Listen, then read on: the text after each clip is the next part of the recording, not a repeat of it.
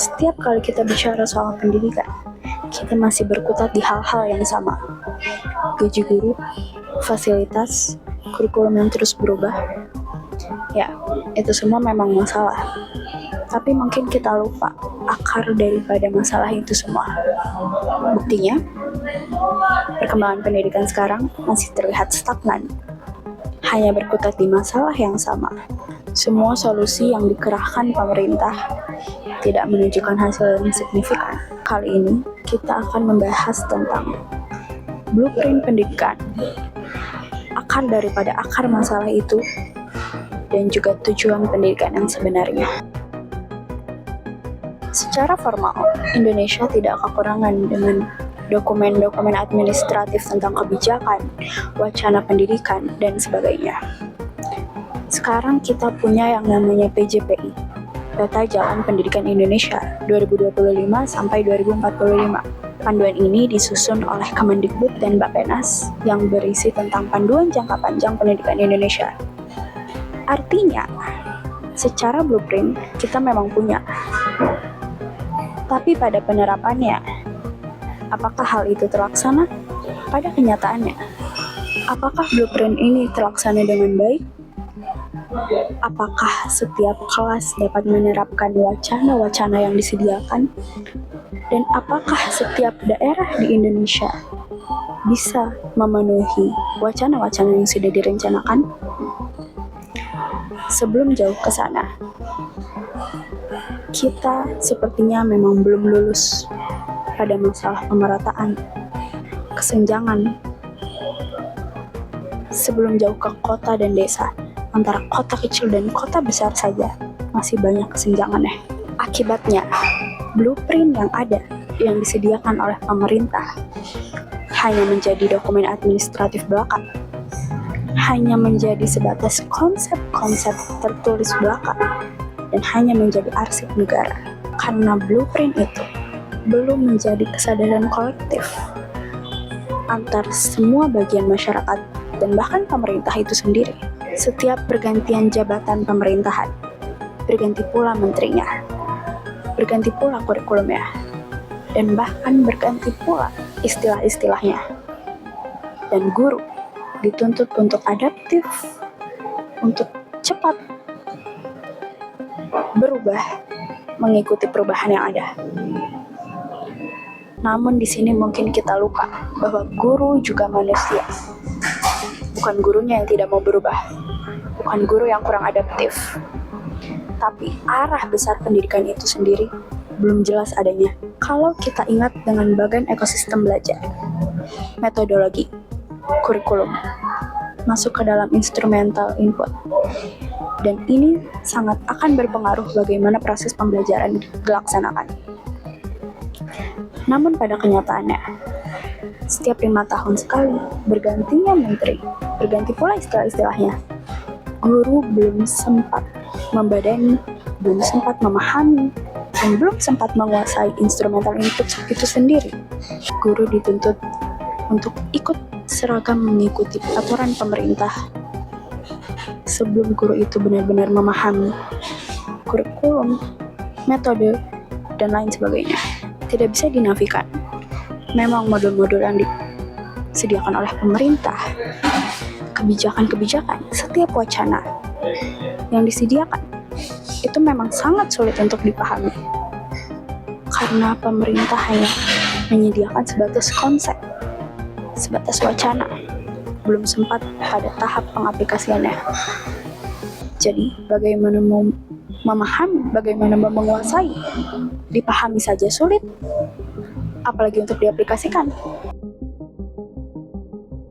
Setiap kita menyebutkan pendidikan yang bermasalah, kita refleks akan memikirkan hal-hal yang terlihat, seperti gaji, fasilitas, aplikasi, dan hal-hal yang terlihat lainnya. Ya, itu memang masalah. Tapi ada yang lebih akar lagi daripada itu semua. World Bank memperkenalkan istilah learning crisis, bahwasannya anak-anak di Indonesia banyak yang sudah bersekolah bertahun-tahun, namun untuk kemampuan literasi dasar, membaca, dan berhitung dasar mereka masih belum menguasai. Dan mungkin hal ini juga yang menunjukkan bahwasannya pendidikan kita memiliki masalah pada kualitas prosesnya. Dan hal ini diperparah oleh tata kelola pendidikan yang didesentralisasi. Kualitas suatu daerah akan berpengaruh pada kapasitas suatu daerah. Otomatis, daerah yang maju lebih cepat, daerah yang lebih bagus akan maju lebih cepat, sementara daerah yang tertinggal juga akan lebih tertinggal atau bahkan stuck di sana. Lalu di tengah kebingungan ini, di tengah gelimang permasalahan yang ada, kita justru malah sering melihat ke luar negeri, mencari jawabannya dari luar, melihat bagaimana sistem di Finlandia, di Jepang, di Singapura. Memang tidak bisa dinafikan bahwa kita bisa silau melihat hal tersebut, bahwa perkembangan pendidikan mereka memang bagus dan signifikan. Tapi ada hal yang mempengaruhi itu semua. Sosial, budaya, ekonomi, latar belakang, dan konteks masyarakat ya, berbeda jauh dengan Indonesia. Barangkali sumber daya kita belum cukup siap untuk mencapai hal tersebut.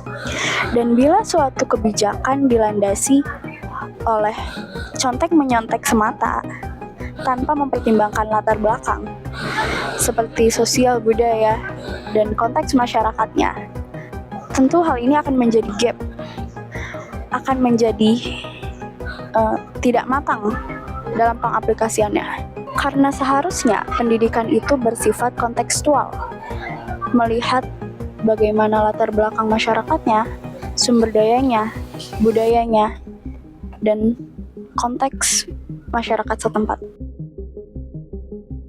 Dan mungkin untuk mengetahui kemana sebaiknya pendidikan kita dibawa, kita bisa melihat kembali akar pemikiran daripada Bapak Pendidikan kita, yaitu Ki Hajar Dewantara, dari berpuluh-puluh tahun yang lalu.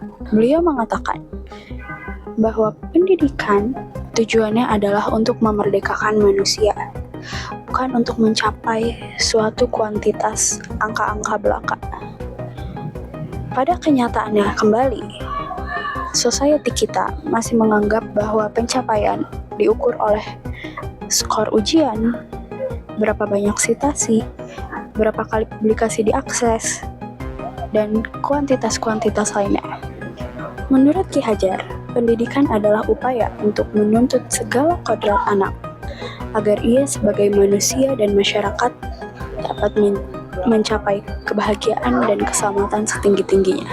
Ya, muaranya adalah untuk menjadi manusia yang seutuhnya, yang merdeka, yang memiliki kehendak atas diri sendiri, yang tidak mudah disetir, dan bisa berpikir kritis atas segala yang terjadi di muka bumi ini.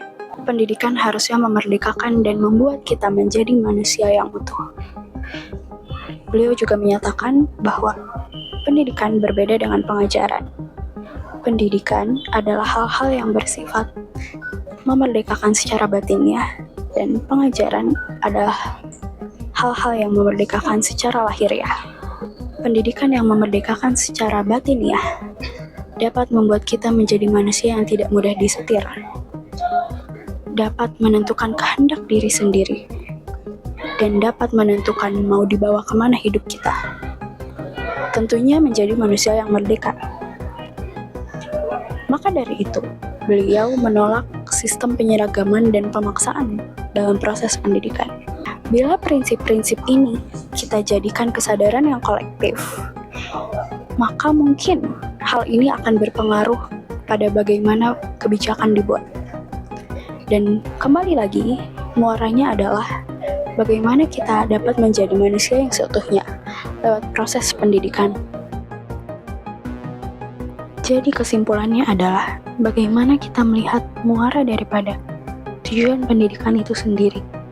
Bila kita melihat pendidikan masih hanya sebatas proyek-proyek formalitas, maka tujuan dari pendidikan yang mana untuk memanusiakan manusia dan menjadikan manusia menjadi manusia seutuhnya tidak akan tercapai. Dan kita semua tahu bahwa masalah pendidikan di Indonesia ini memang masih sangat struktural, sangat kompleks, dan masih berkutat di masalah yang sama. Kita kecewa wajar, kecewa kita adalah valid, dan saya berharap kita bisa menjadi bagian daripada solusi atas permasalahan-permasalahan yang ada. Dan di akhir, ada sedikit video dari Pak Anies Baswedan tentang kekecewaan kita terhadap masalah pendidikan yang ada. Pesan untuk mahasiswa pendidikan yang kecewa sama pendidikan kita, Pak. Tantangan ada banyak. Terima kasih telah menjadi bagian dari yang kuliah mengambil bidang pendidikan. Halo. Yuk sama-sama kita hadapi, perbaiki kekurangan, syukuri kemajuan, dan terus melakukan langkah untuk perbaikan. Salam buat semua.